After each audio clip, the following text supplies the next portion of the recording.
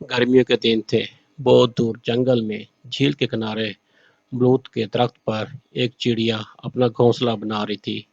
वो बार बार उड़कर जाती और तिनके चोंच में दबा कर ले आती। करीब ही एक नीलकंठ बैठा उसे गौर से देख रहा था। जब देर तक चिड़िया अपने इस काम में मसरूफ रही तो नीलकंठ बोला, तुम खामखा इतनी मेहनत कर रही हो। इस दरख्त पर एक लड़ाका चील रहती है। आज वो पहाड़ की दूसरी तरफ अपनी बहन से मिलने गई है। वो यहाँ किसी दूसरे परिंदे को घोंसला बनाने नहीं देती। वो तुम्हारा घोंसला भी गिरा देगी। चिड़िया चौंक कर उसे देखा और बोली, ये जगह अच्छी है। मैं चील को राजी करने की कोशिश करूंगी कि वो मुझे घोंसला बनाने दे। तुम्हें चील से डर नहीं लगता? नीलकंठ ने हैरत से पूछा। अगर मैं यूं ही डरती रही तो कहीं भी घोंसला नहीं बना सकूंगी। चिड़िया गहरी सांस लेकर बोली, अच्छा, लेकिन यहाँ बहुत तेज हवा भी चलती है, तुम्हारा घोंसला गिर जाएगा। नीलकंठ बोला, कोई बात नहीं, जंगल में तिनके बहुत हैं, मैं दूसरा बना लूंगी। चिड़िया ने फौरन जवाब दिया, तुम इतनी मेहनत करोगी तो थक जाओगी। नीलकंठ ने परेशानी से कहा, मुझे मेहनत करने की आदत है। दिन में काम करती हूँ, रात को आराम करने से थकान दूर हो जाती है। मौसम खराब हो रहा है, बारिश आने वाली है, तुम्हारा घोंसला भीग जाएगा।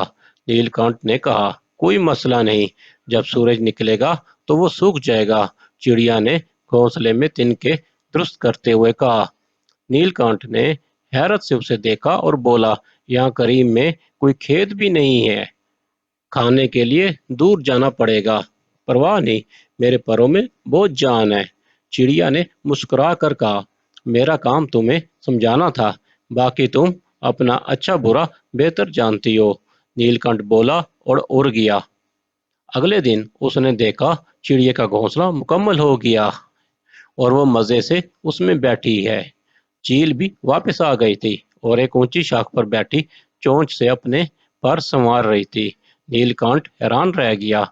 चिड़िया से बात करना चाहता था, लेकिन चील की मौजूदगी में उसकी हिम्मत नहीं हुई। जब चील पेट भरने के लिए दरख्त से उड़ गई तो नीलकंठ ने चिड़िया से पूछा, ये क्या, तुम्हें चील ने मना नहीं किया? किया था, लेकिन मैंने उसे राजी कर लिया था।